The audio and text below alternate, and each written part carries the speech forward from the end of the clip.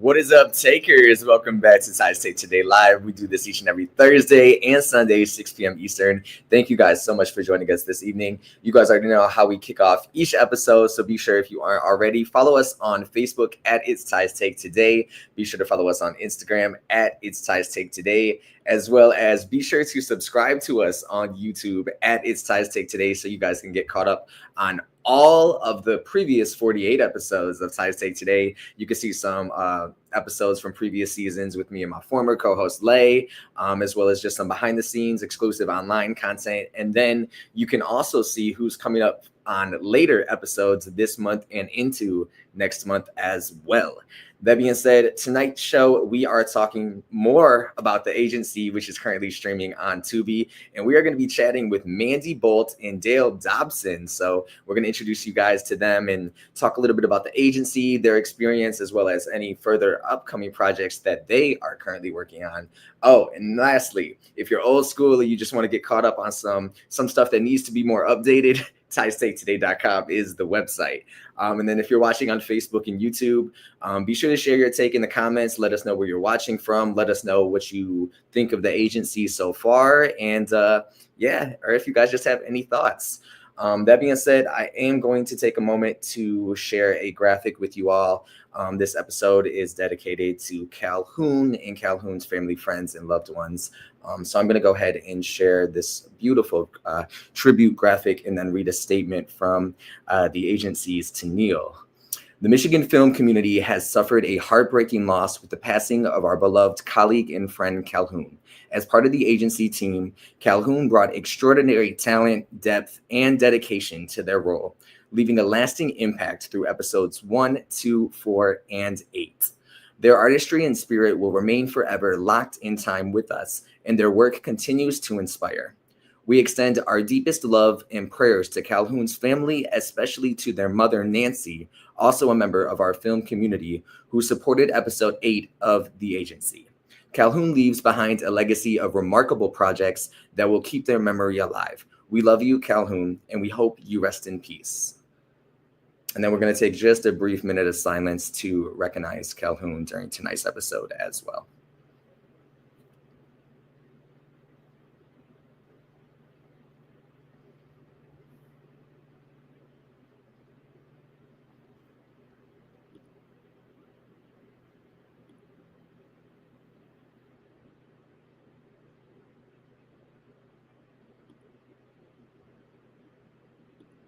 All right. And that being said, once again, our condolences, our thoughts and prayers to Calhoun's family, friends, loved ones, and everybody that is currently dealing with this heartbreak within the film community.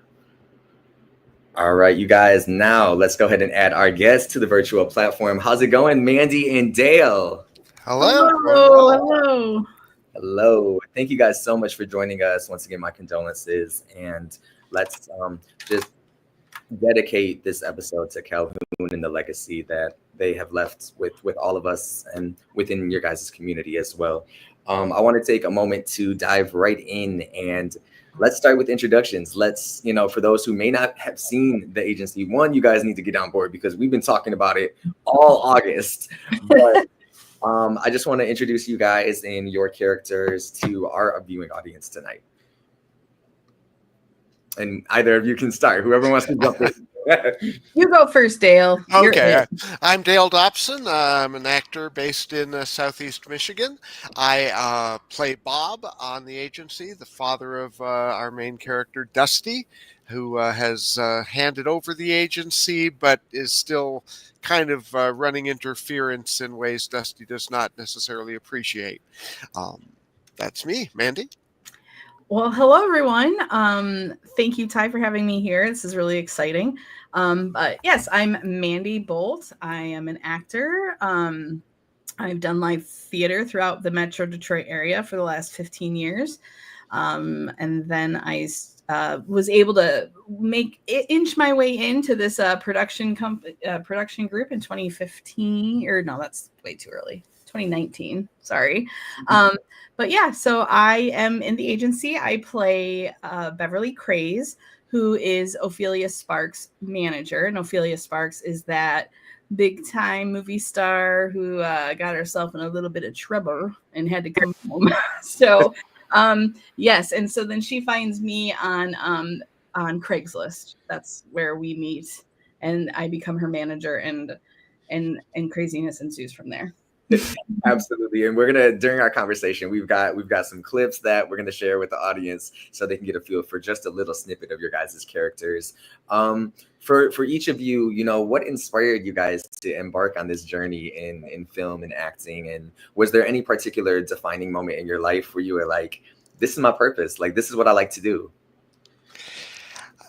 I think for me, I've always loved storytelling of one kind or another. When I was a little kid and too shy to be an actor myself, I did puppetry so that this could handle the conversation, and did magic tricks. Then in junior high, I had some friends who kind of appreciated my sense of humor and started pulling me into their little projects and emceeing pep assemblies and things. So, but I didn't really take it seriously till I was in college, and I did a lot of shows while I was going to Michigan Tech in the UP of Michigan.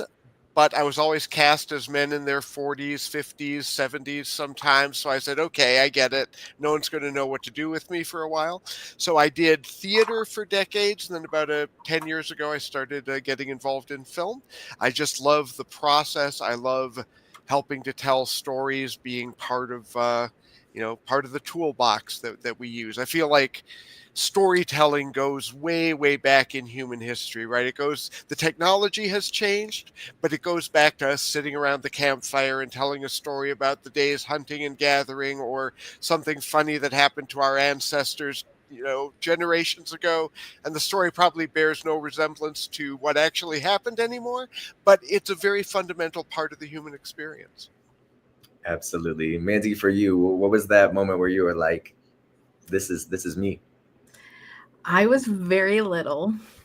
I was 5-ish, and I used to watch Three's Company before bed. So it was on reruns at 7:30 at night every Monday through Friday on reruns, and I had to go to bed at 8. And I remember watching and learning the like figuring out what the acts were. And the way I thought about that as a little kid was, oh, there's a setup, and then the problem happens, and it was all linked in with the commercial breaks, and then and now we comes to a head, and now we have resolution and whatnot. And like I just always, and I love physical comedy and all of that stuff, so I always dreamt, and I'm like, one day. And that was not the case for me. I actually, like 14 years old, tried to audition for the spring musical at the high school, and I cannot sing, so I was told no. And as any good person in recovery, which I am, I took that as truth, and I was like, I can't do it.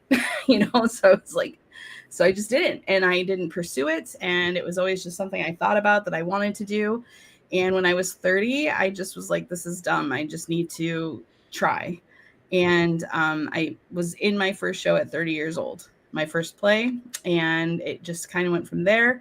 And I've just notched away. And the reason why I do it today, though, is not to get like harsh or anything, or like sad, but I have like this like dark period. My 20s were not the greatest, and movies literally saved my life, like in television, and being able to put myself in a safe space just long enough to like get through those dark times where like the thoughts could change and something could change, saved my life. And so then I've always just sorry, my dog's barking in the background, but I just if I can just for a moment, give that back in some way. If it's one person can just forget about themselves for a few minutes and have a laugh or whatever, one person, like that's all I care about. So at the end of the day, I show up because there's that one person who might just need 5 minutes. Absolutely. And speaking of laughter, I think that was a beautiful answer, both of you guys. And just thank you guys again for sharing your authentic selves with our audience and really diving in and, those unfiltered conversations and really getting to know you guys and introduce you guys virtually, for myself as well as our audience. And then speaking of that, I want to know, what was the process like? Like, did they come to you guys for the role on the agency, or what was that audition process like for you guys? I mean, for me, it was I knew a lot of the principles involved in writing and producing it, but we hadn't really talked about it. I knew they were looking for some people, and I threw my hat in the ring. I said, if you have something for my character type, or something you think I might be able to do, bring me on, and that's what we did. Um, the production process was very fluid. It was very much doing the table reads for the first couple of episodes, and then starting to find who these characters were becoming as we started to play them and play with them. And so the show kind of evolved and took shape. Bob originally was just going to be a voiceover on a couple of phone calls in this season, and then we were having fun, so he ended up appearing on screen a couple of times. Mandy, I think your experience was slightly different in the casting process. Matt.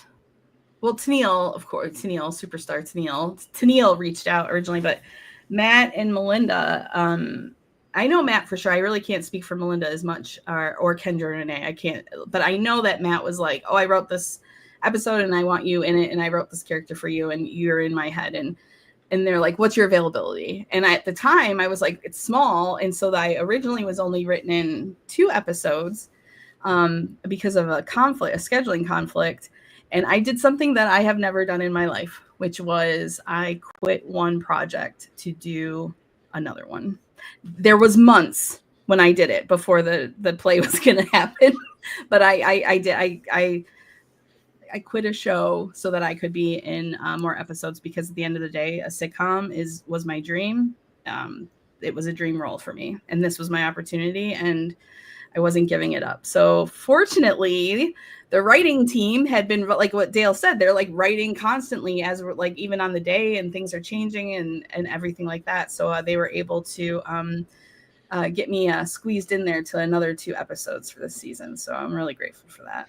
Yeah, it's the eternal conundrum for actors is we just physically cannot be in 2 places at once. And those decisions are never ideal, but we still get some work done.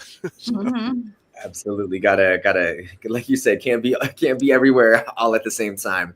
So we're gonna dive in and talk a little bit about the agency, and then some other projects that either of you may have coming up as well. But we're gonna actually go ahead and share a trailer, and for those that haven't seen the agency, and then we also have some additional clips from each of your characters that we'll share as well. So we'll go ahead and share that with the audience right now. I have big news. Oh my God, you're pregnant. What? Desi. No. The Ophelia Sparks is interested in being repped by us. Y'all ain't ready for me. Tell me she ain't gonna be handling none of this, right? It's gonna be all you, baby, right? All me, baby. She was canceled for a reason. She should stay canceled. Nope. No more soap operas. Date night debacles? Decent pay. Abso-freaking-lutely no more reality TV. I'm over it. Ophelia Sparks, she's a sparky one, isn't she? Parker's got an idea. Oh, is he the gay one? Parker, the gay one, at your service. DTA is gonna produce. She's probably got a knife as a musical parody. Dusty, when will you learn? Being famous isn't about telling the truth. It's about protecting your reign. I think everything started to change after Deepak Chopra's masterclass. Well, this ain't working out for me. Ain't nothing in here up to par, Parker. DTA is a talent agency, Dusty, not a goddamn production company. What the hell is this even? You are a terrible actress, and you're running this agency into the ground. I quit, baby! I'm done. You're done. I'm not done, Bob. I run the place, I run the space, I run the scene that light up the face. I run the place, I run the space, I run the scene. Here's to staying uncanceled. Welcome back. Love when Heather does that. We're like, we're gonna make it a musical parody, and she goes, "Oh, so much." It's like my favorite part of the trailer. Let me tell you, these clips. Are you ready for this? Are you ready for this?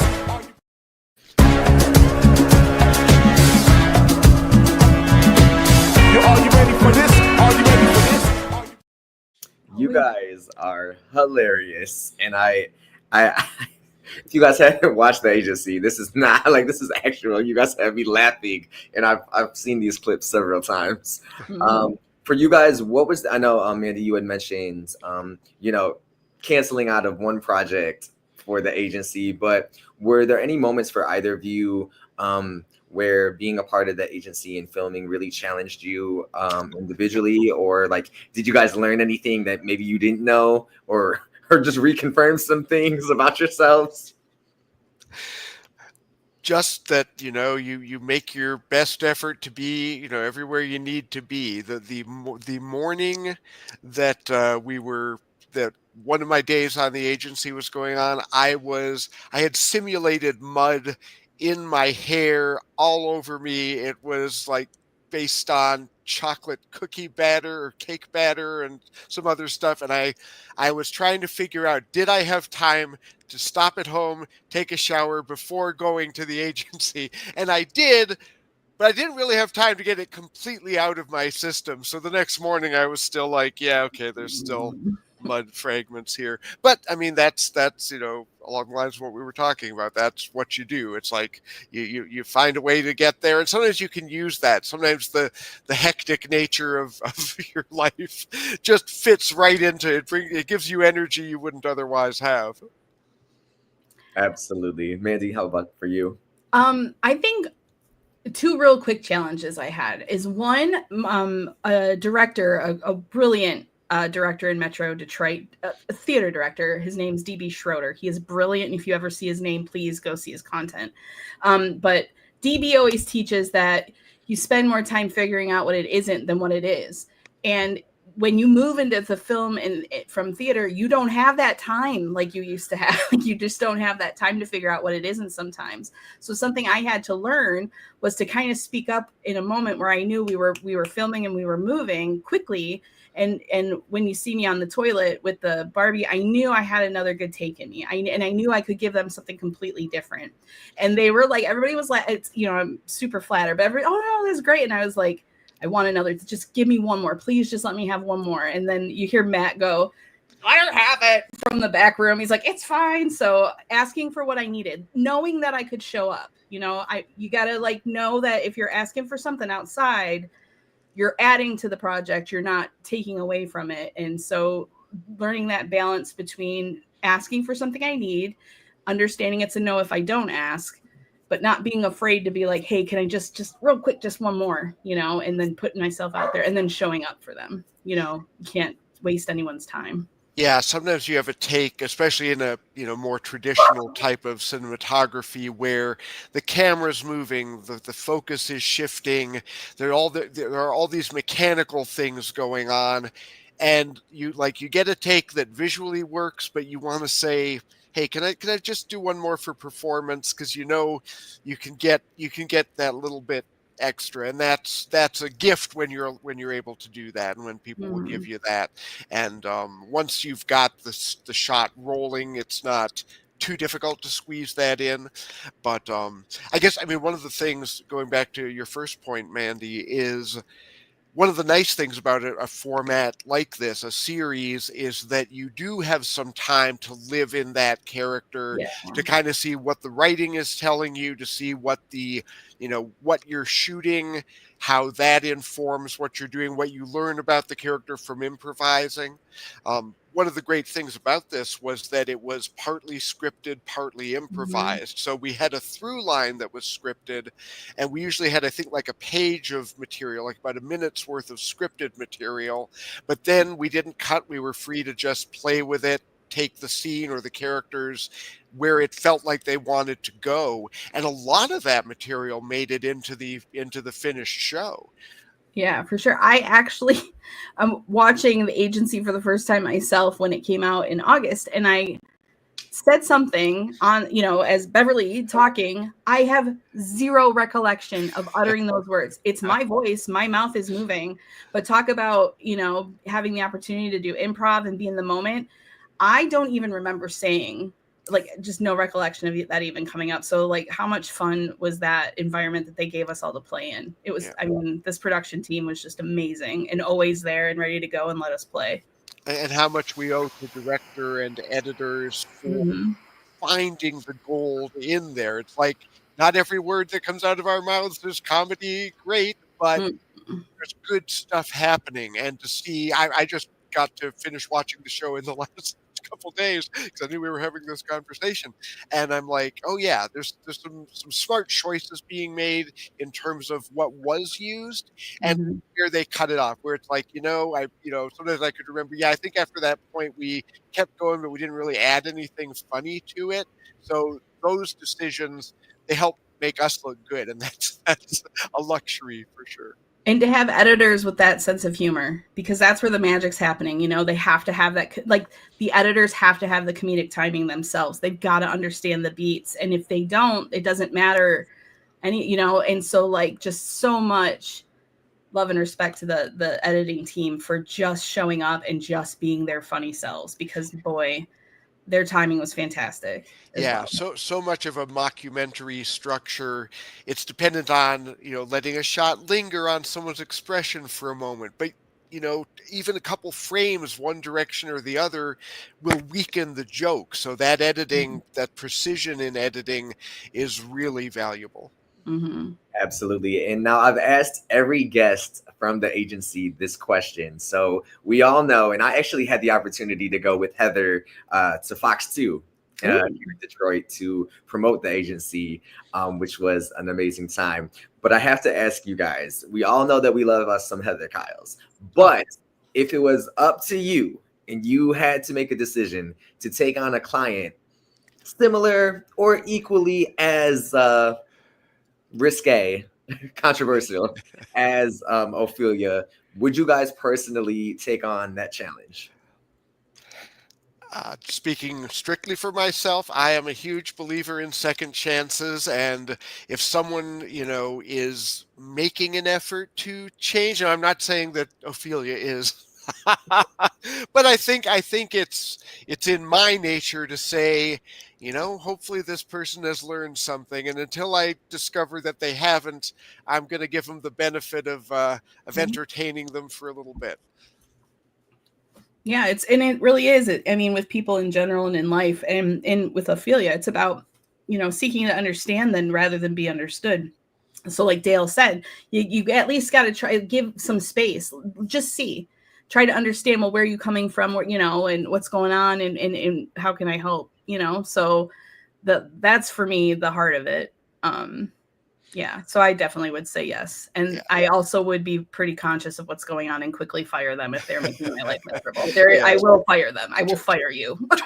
Trust but verify. But Yeah. empathy is so fundamental to what actors do. It's Mhm. really, I always feel like I'm a little bit of a soft touch on that, but it's like, yes, being aware of going, yeah, yep, nope, that's just nothing has changed. This isn't going to work.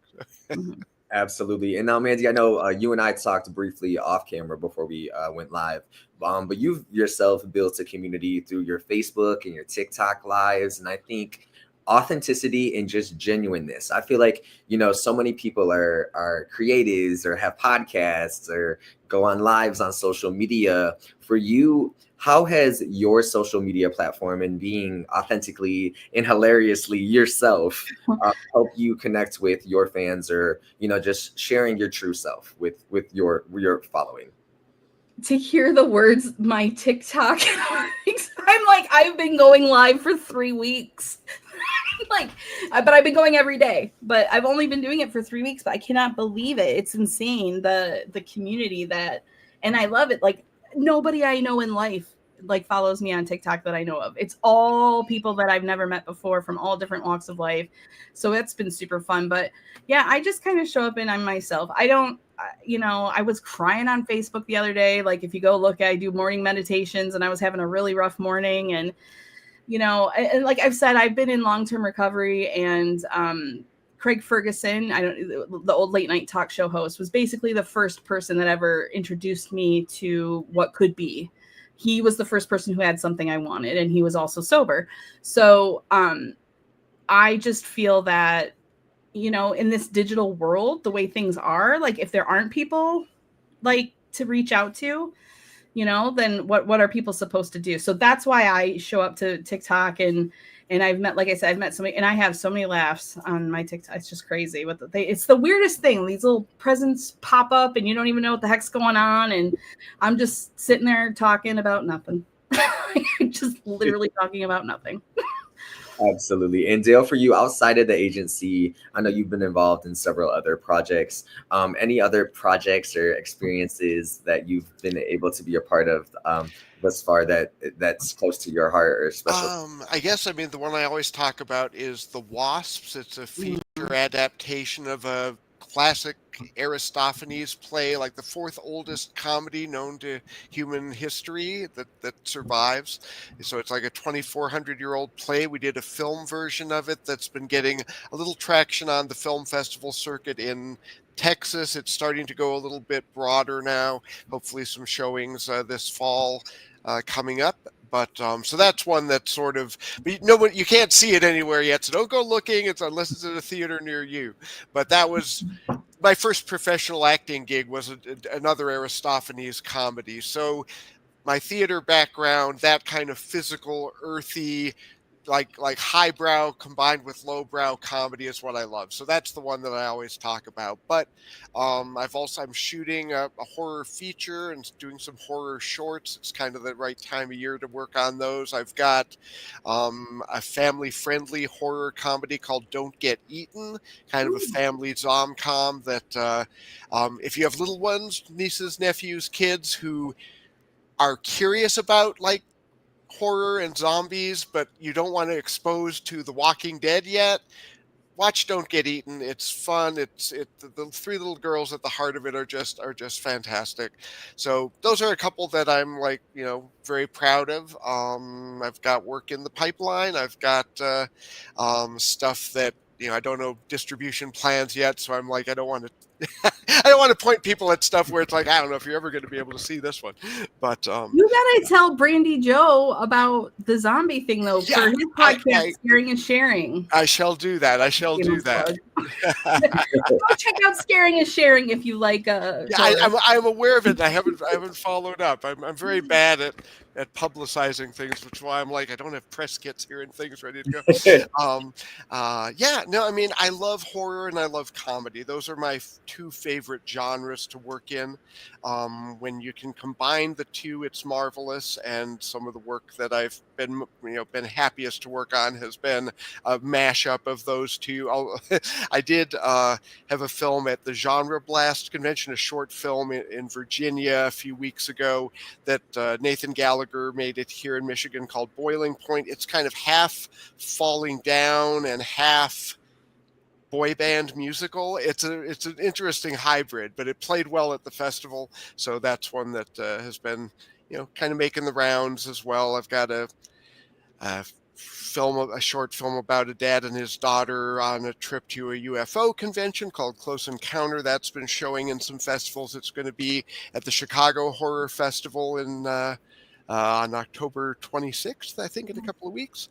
If you haven't met him already, this is Dale Dobson, one of the hardest working actors in Detroit. He's always going, that guy. And Mandy's always wonderful to work with. We've done besides the agency, we were in the Christmas movie A Holiday I Do together a few years ago, and hopefully we'll be crossing paths again. We just did a play together, which was wonderful because as much as we've been in stuff together, we really got to act together more in Sylvia in Marine City than we have before. So that was a great pleasure. Absolutely. And I have to ask because, we all love us some Daniel Craig, Monique Madison, Iona Lots of Cats. Was that your guys' first time? Because were you guys were both able to go to the, were you guys both, well, we know Mandy was there.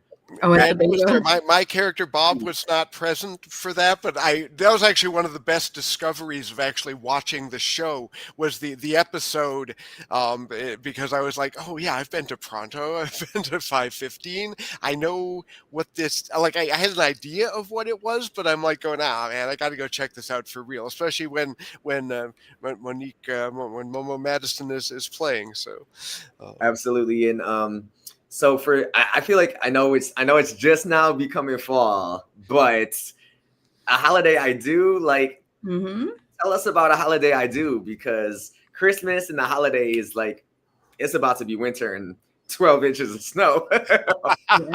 Oh, Mandy and I have an anecdote about the weather conditions, but yeah, it's a Christmas movie. It was one of the first LGBTQ plus Christmas movie romantic comedies. It's sweet, it's funny. We had a lot of fun working on it, and I think it plays well. It always gets a little popularity bump as the holidays kick in, Melinda, who co-wrote The Agency, wrote that film, and it was it was the first time I think you and I worked together on camera, even though we didn't get to do that much on camera, Mandy. Right. Yeah. The anecdote I always tell when we're on set on something and people are complaining about the temperatures, I always say we were a happy Christmas family. It was 20 degrees below zero at 2 a.m, and we're out there with our simulated mugs of cocoa going, we got to get this shot quick. These kids are in pajamas. Let's just get this done. Oh, but how quickly we all forget that I was on that horse sled in the cold that whole time. Everybody else is like going to warm up and going over here, and Dale's over in some barn. Yeah, I was inside because I couldn't. The leads, they've got these heated vests, and I'm wrapped with like some weird scarf on my head as a hat with the horse guy, and I'm just like, and I just kept my mouth shut. I just you were a trooper, my mouth shut. I want it. Here, you're not waiting on me. Let's go. We're gonna get it done. Remember that the next time you're casting. Yeah, I was supposedly driving the horses, but I'm not qualified to do that. So in all the long shots, it's the actual horse person wearing my character's jacket. So I was like inside going, man, it's chilly out there. But we got it. The scene played. We got it done, and I learned that horses can back up. That was something I was not aware of. I was like, just had this misconception that they really can only move forward, and it's like, no, even though they got this big sled, they can get back into position. So and then I got to meet Marsha Warfield. So talking about 80s sitcoms, that's how circling that back. I was just starstruck. Yeah, and Jill Larson, who starred in one of my favorite horror films, The Taking of Deborah Logan, was our mother of one of the leads, and was just wonderful. It was a good shoot. It was a healthy environment, good people. Paul Schneider directing, and so many good folks on that. Absolutely. And now, speaking of healthy environments, we talk a lot about mental health on our platform with all of our guests. And for you both, working in the industry, we know that it can be, very demanding and unpredictable at times. And it's always a different experience on set. Are there any routines or affirmations or things that either of you do just to kind of make sure that you keep that balance and stay level-headed? And because I know my brain right now has 7,000 projects and ideas for future content and interviews, and my screenshots in my phone of like people that I want to reach out to and network with, and just don't have enough time right now to express my thoughts. How do we stay balanced, you guys? I mean, one thing I always say is that performance, whether it's on camera or live, for me is like the most complete vacation I can ever get, because while I am being Bob or whoever I'm playing, there is no room in there for Dale's day-to-day concerns. Like if I'm dealing with an issue, I don't have any cycles to think about it while I'm working. Afterwards, it may come back, but sometimes it's like, like a good night's sleep where your brain is kind of working on things in the background, and you come up for air, you come out of character, and you're like, oh, well, all I need to do is this.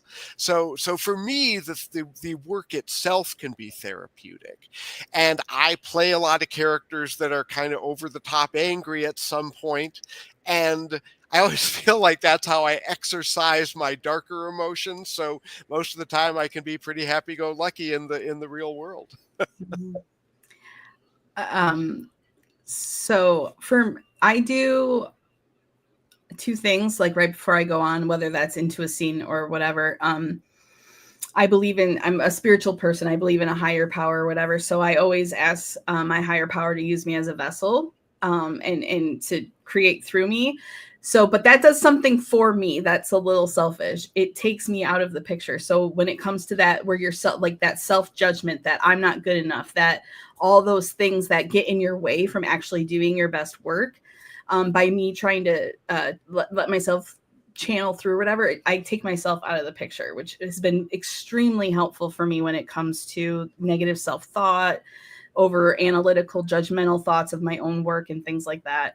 And then I also just get all excited. I'm like, just say yes, just say yes, just say yes, you know? And those are like my two little things that I do before I go either to do a scene or before I enter a stage. And yeah, but the creative thing, what you guys are both talking about, it's just having that outlet. And you know, I don't have anything lined up right now, which is why I was like, you know, I have to do something. So what's this over here? What's this? Here I am. I actually get to say that I did a sitcom that was 40 years in the making, this dream that I had for 40 years of my life to do this. It's done. Okay, great. Which is awesome. But like, what do you do now? Like, what do I do? I don't, you know, and I was like, what weird task does a lot of, not so much people in this industry, they know that this is not an impossible thing at all, but like people in my life, it's like, well, what impossible weird thing am I going to give a go at next? And so that's what it is. I just try to challenge myself. And if it takes me 40 years to figure that TikTok live thing out, well, it gives me something to do for the next 40 years and I'm fine with it. So, hey, people are already tuning in, and we're definitely going to keep tuning in to both of you guys. So we're going to share some pictures from the agency. But the question, I wrote it as if there's a season 2, but I'm going to change it to when there is a season 2, because we're manifesting it.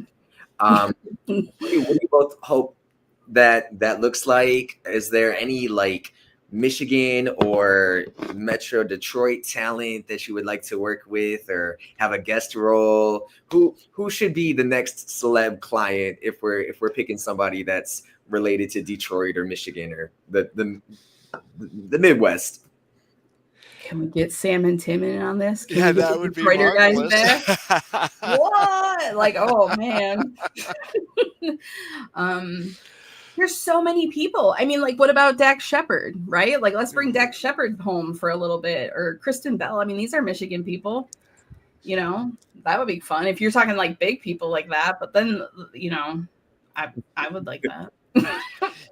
Yeah, I mean, you know, often you don't really know where someone is from, and you find out, oh, they've got roots, and you know what, they ran across this show. I mean, one of the wonderful things about the agency is that it doesn't try to be in any town USA. It is there, and it's not like Detroit specific in a lot of like major like in-joke ways, but just it's in the world of our city and our community. And just the fact that you're in Royal Oak or that you're seeing a billboard for something, you know, that's Michigan specific in the background, that's our, you know, that's kind of our core, you know, that's where a lot of the, not even so much the humor as just the comfort comes from the respect for the world that we're in. You know, if someone were willing to come on and play an exaggerated version of themselves, that I can see lots of potential there. It's a little easier to be free flowing with a fictional character, but I mean, we'd be honored if someone was like, hey, I used to be one of the puppeteers on Hot Fudge back in the 1980s, and you want me to come on and do something with a puppet? And we'd be like, hey, yeah, come on. Yes, please. I'm just looking forward to all of the businesses. Like, here we are. We showed up. We're showing people, like, we respect the city. We respect the businesses in the city, in the Metro Detroit area, the Tri-County area. Like, we are going to, we're Detroit. We are Metro Detroit. We are going to promote. And I'm like super excited. Like, what doors are going to open where we can go film, and what can that create? You know, and our writing team has shown, give me 5 minutes and we'll spin it and we'll figure something out. So they could have something all figured out, and then we get a phone call and, oh yeah, we're going to get that location, and then they'll make it happen, and it'll be super exciting. And now that we've got a season under everyone's belt, it's easier to say, Detroit Zoo is going to let us come in and shoot for a couple of hours, as long as we have some PAs to kind of keep civilians out of, from getting, getting in the way or being offended. We know these characters. We could go into an environment with even just reacting to what's going on, and it could work. There's enough possibilities in our area that it's like, yeah, we can, let's go to a sports bar. Let's go to a little microbrewery that'll let us come in and shoot, and let's find something silly to do. Let's say they're creating, a celebrity inspired brew, and we're all coming up with terrible names for it. There's lots of stuff that we could do just by knowing these characters and how they would react to any given situation. I mean, Greenfield Village, they hire so many local actors, and we could spin that Caden's Riley is working at the Greenfield Village being one of the singers because she's just trying to make a little extra cash on the side. Do you know what I mean? Like, there's so much that could be done that we already know about. Renfest, like all the things that just the cool, like, people work in museums and dress up, and how we could take our people that are the actors in the agency and like just throw them in all of these cool like things that we already know the gig workers and the actors in Detroit do to pay their mortgage. You know what I mean? Like, so let's go do that too with the show. And the show has this marvelous flexibility because of the way it's shot. It's shot like a documentary. We don't need to do a lot of complex camera moves. The lighting is pretty much what it is. That makes it a lot easier to be nimble and to try some stuff on the fly. And if you get usable material, fantastic. And if you don't, it's the nature of the show to say, yeah, we're tossing that moment. We're going to use this little bit of it. We may just have someone in the main office reference so-and-so's out at the zoo trying to do such and such. You have a little quick clip, and man, I love those kinds of jokes. The ones where it looks like they must have spent 8 hours getting that 7 seconds of footage that was hilarious, and maybe it was actually only 2 hours because we know how to do this now. But that kind of stuff is always fun. You guys have tons of ideas. You said Greenfield Village, Campus Marshes, Day Party on Belle Isle. I think there's so many different things. You mentioned Jobby Nooner. Wow. Like, I'm an East Sider. Like, I'm a St. Clair kid. Like, can you imagine the agency crew at Jobby Nooner? We'd have to like really have a lot of the little squiggly effects, right? Like to make sure it doesn't get a little too much. But that would be an episode right there. Holy cow. I'd love to see the agency try to do like, the local TV shows that we used to have before infomercials took over all the free space. Someone hosting a cartoon show for the kids before school, or a horror host showing terrible public domain movies. Like there's lots of Detroit kind of like nostalgia stuff that is not viable anymore, but the agency doesn't necessarily know that. So. Right. I hear so many ideas, so I feel like it's definitely gonna we definitely have to have a season 2. My last question for my last 2 questions for you guys before we do a quick game of rapid fire, this or that. I don't know what I'm gonna ask y'all, so we'll see what happens. For people out there that may be watching, what advice would you give to somebody who is like just starting their journey in the entertainment industry? Like, what would you tell your younger self? I'll go first. I'm ready to go. This is a job, and it's a craft, and you need to show up, and you need to be on time, and you need to be professional, and you need to be in the moment doing the work that's in front of you. You will make friends. You will have a ton of fun. All of that will happen, but this is a job. So if you want to make a go of it, you need to treat it as if it is hard work, like it is. Be serious, be professional, be on time, be communicative, like listen, be quick to listen to everyone else before I don't want to, all that kind of stuff. I just be, professional and ready to go. And if you do those things, that's the difference. Everybody is super talented. Are you ready to work? That's the difference. The secret sauce is the work ethic. Have a strong work ethic. Yeah, and I would second that. I work with young actors and student directors and such, and one of the things that you notice with new actors is that a lot of them have an idea of what they think it is to be a movie star, but being a working actor is a different thing. And it's like, don't ever think of it in terms of like, well, I wouldn't wear that. That doesn't matter. What would the character wear? And how do you inhabit that character? It's not you. Don't be like, I will only be shot on this kind of lens because it makes me look the best. It's like, not every character you play is supposed to look good. and the more you can let go of those preconceptions, the more you can be in the moment and in the character and do the work. So yeah, I think we feel very much the same. We haven't talked about that actually, man. And like Michael Caine always says, I learned this from the big Michael Caine thing. He's like, the camera is your best friend. Mm-hmm. The camera's your best friend. Don't worry about the camera. The camera's going to capture you at your greatest, at your most beautiful. Don't worry about the camera. Just be there with the people you're working with, and the camera will make you shine. And do theater when you can, because you learn. I always say what I know about acting, I've learned from working live, and I hadn't done any in quite a while, and then this year I did a couple shows, and I needed that in more than I realized, was just to be there and go, oh yeah, this joke isn't working. Let's tune it a little bit for tomorrow night's show, because on film you don't get that immediate feedback, and it's really helpful to know, okay, yes, this is working, this is not, what can I be doing differently to make sure we're communicating.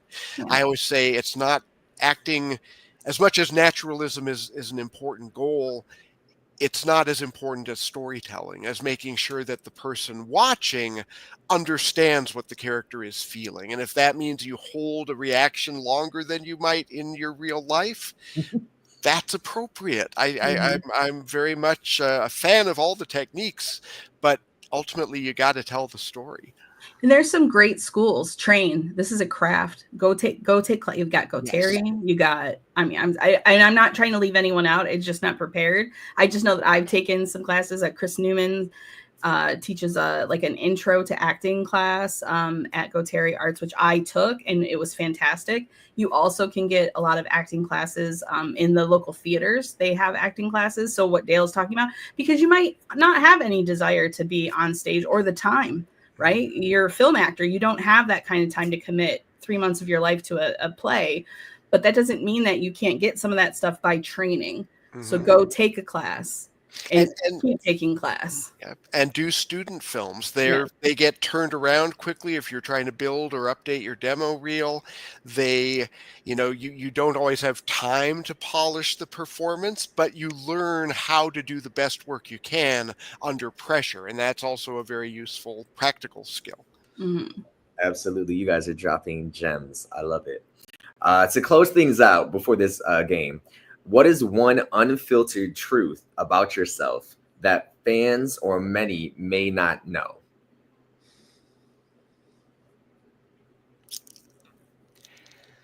I think my biggest fear, because I'm a character actor and I play a lot of different people, I sometimes worry that there's no me anymore.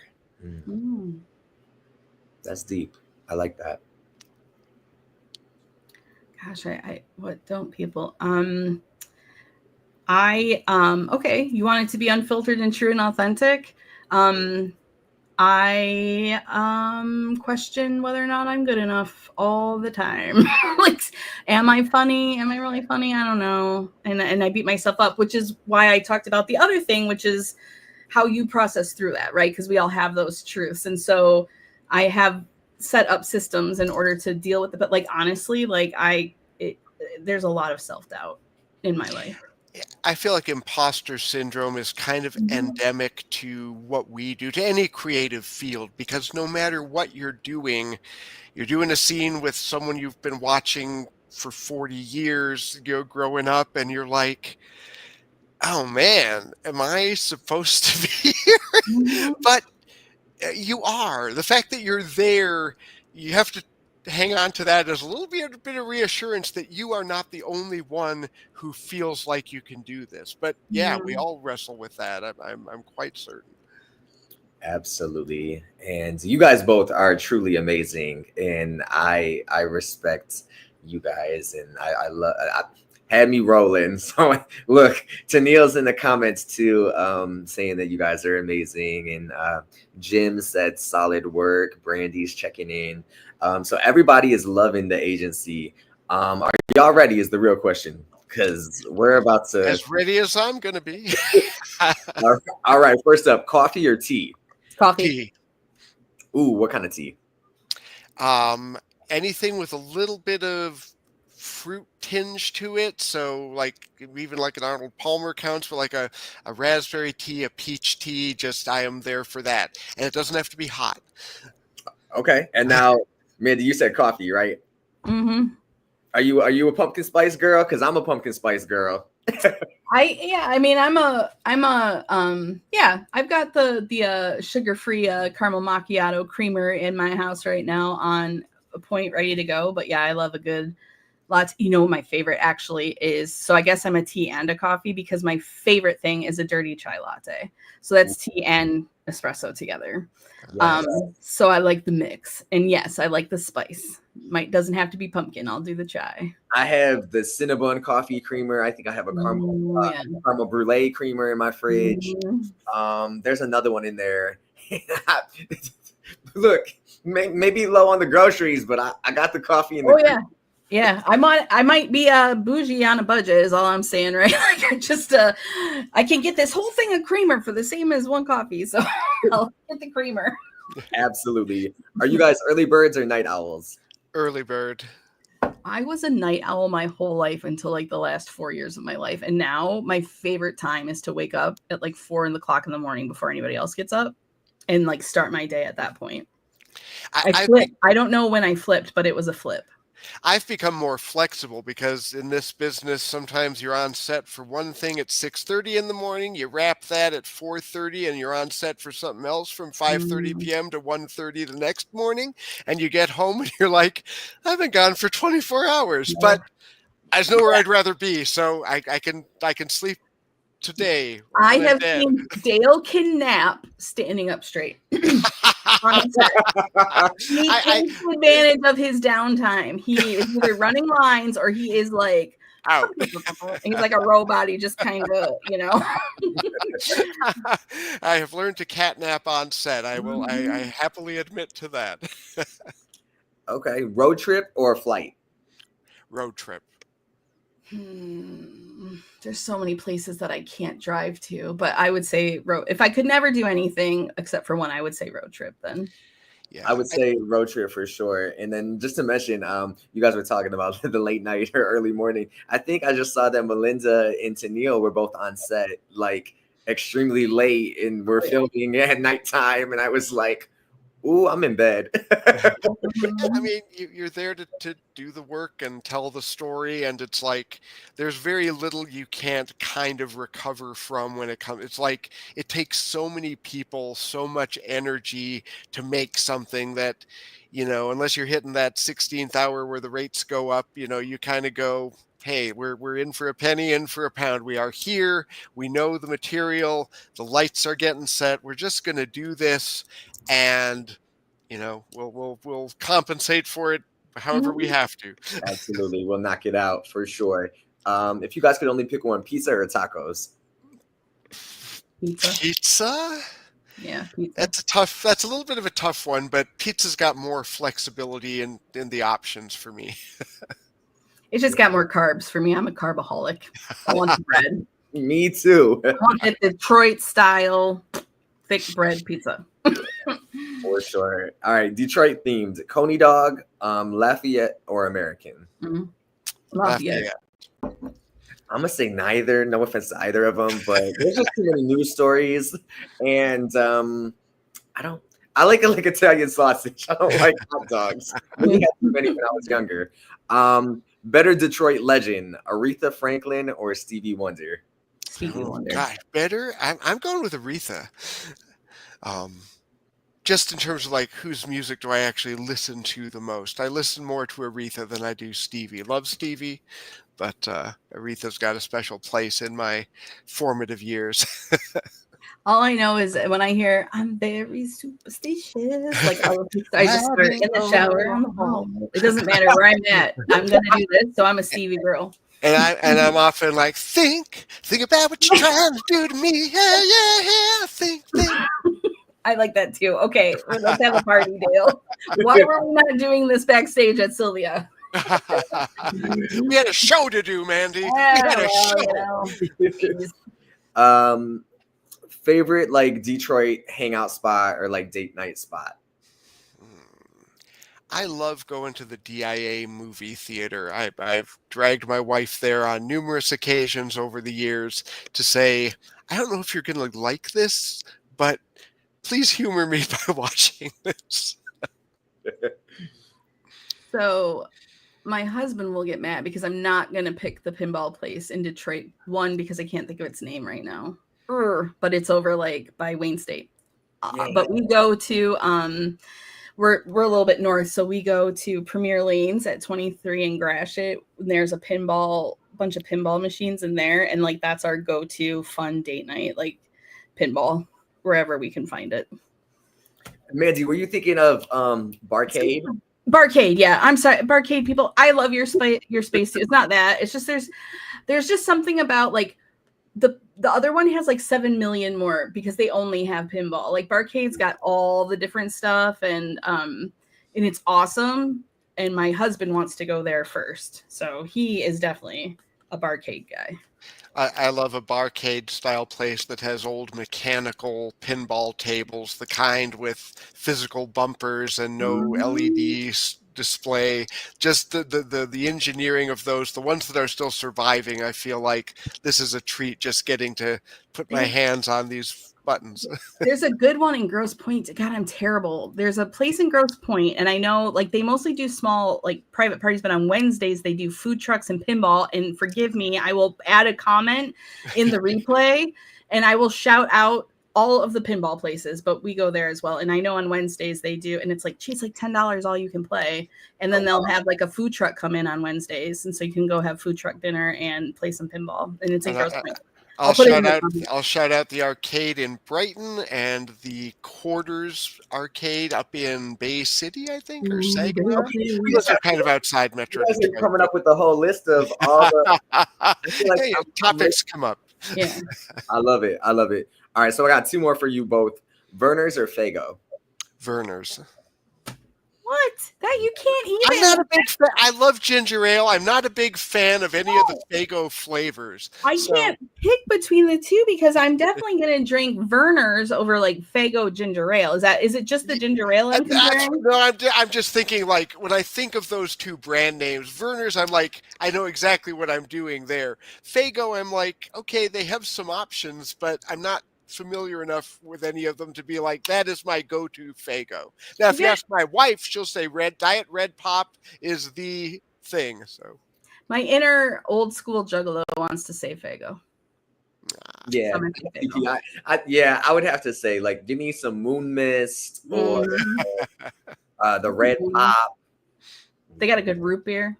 Like I have no objections to their product. They're both Detroit. So I have a mimetic sense of what Verner's is to me. Faygo, like I can think of the jingle that I grew up with, but I don't really know the product that well. Hey, the jingle stuck though, so it did for sure. Talk about the agency and the branding. If we could get a Faygo tie-in to the agency season 2, we would be honored. Lastly, and I'm sorry, I'm doing this to you guys again. Better Motown classic, My Girl or Ain't No Mountain High Enough? Ooh. I'm going with My Girl. They're both great songs. But I like My Girl probably is one that plays in my head much more often than Ain't No Mountain. You're right, Dale. Thank you. That helped me. So I'll say My Girl too, because it is like that one. I would be lying if I said I sang the other one in my head just randomly more than My Girl. I can be shoveling snow and it's like, My Girl, My Girl. I can see that. Yeah, it's a great rhythm for that kind of physical activity. And I'll leave it at shoveling snow. You guys, thank you so much. Mandy Boult, Dale Dobson from the agency, which is currently streaming on Tubi. Thank you guys so much for joining us tonight and getting to know each other more. And if you guys can go ahead again one more time and let everybody know where to follow you guys on social media, and we'll share it up on the screen as well. You can find me at TikTok Monday through Friday at 4:30 p.m. Eastern at Recovery Raccoon, one word. I also have the link tree at Recovery Raccoon where you can find all of the other things. Or here on Facebook, Mandy Boult. And you can find me on Instagram. I'm at Dobson_Dale because I just left the default there years and years ago, never changed it. But yep, that is me. Mm-hmm. Absolutely. Thank you guys so much. And like I said, hopefully a season 2. And I hope you guys have a great weekend. Enjoy the rest of your evening. And hopefully we'll have you guys both back on to talk about a season 2. Or whatever other project. Or the list of all the other projects and everything that you guys have going on. I'll just come and talk about Dale's next project for him because I'm having a blast. Alien overlords are calling me. It's that time of day when it just looks like there's a gigantic mothership parked out there. It always throws me off as we're wrapping up. I'm like, what the? Absolutely. Thank you guys again so much. It was nice to meet you guys. Bye-bye. Great meeting you, Tyler. Thank you so much. All right, you guys are watching Ty's Take today. That was Mandy Boult and Dale Dobson from the agency. So make sure you guys follow them on social media. We're going to go ahead and put their links in the caption and the descriptions of this video. Also, don't go anywhere because you guys already know you guys have to follow us on social media as well, as I am trying to find my banner and play producer. But also facebook.com/the agency TV series, TikTok at the agency_Detroit. You guys can see more of those funny, hilarious slow-mo videos, which I still have to make mine. I think I want to do one where I'm eating the pizza from, yeah. If you guys watch, you know what I'm talking about. If not, watch the agency and then you'll understand the pizza reference. But that's going to do it for tonight's episode.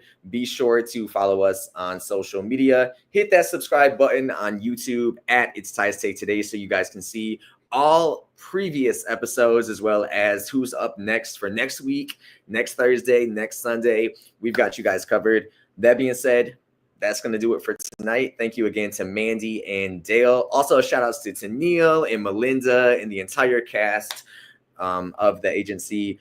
If you guys haven't already, you can also scan the code on that graphic so that you guys can go directly to Tubi, stream it, tell a friend to tell a friend to tell their friends to tell their friends, and just keep the party going.